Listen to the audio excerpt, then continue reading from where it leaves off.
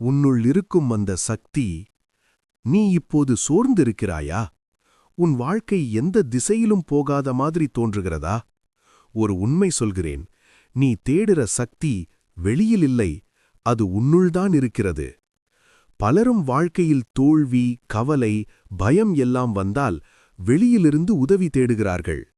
ஆனா சுவாமி விவேகானந்தர் சொன்னார், all power is within you, you can do anything. நம்மை நாமே நம்பாததால்தான் நம் சக்தி தூங்கிக் கொண்டிருக்கிறது. ஒரு சமயம் ஒரு சிங்கக்குட்டி ஆடுகளுடன் வளர்ந்தது. அது தன்னையே ஒரு ஆடு என்று நினைத்தது. பயம், பலவீனம், தப்பிக்கணும் என்ற எண்ணம் அதற்கு இருந்தது.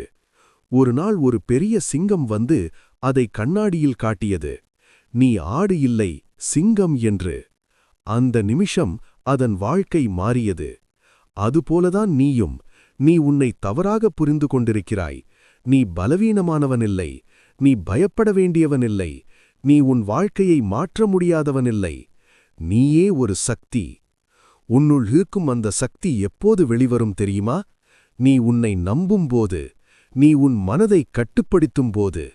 பயம் வந்தாலும் என்னால் முடியும் என்று நீ சொன்னால் அந்த இன்னர் பவர் மெதுவாக வெளிவரும்.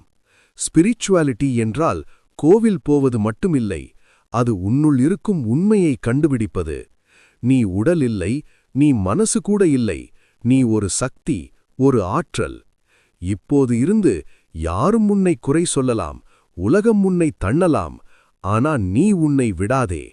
உன்னுள் இருக்கும் அந்த சக்தி ஒரு நாள் வெடிக்கும். அந்த நாள் உன் வாழ்க்கை மாறும்.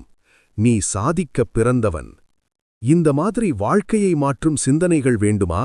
இந்த வீடியோவை லைக் பண்ணுங்க மற்றும் சேனலை சப்ஸ்கிரைப் பண்ண மறக்காதீர்கள்.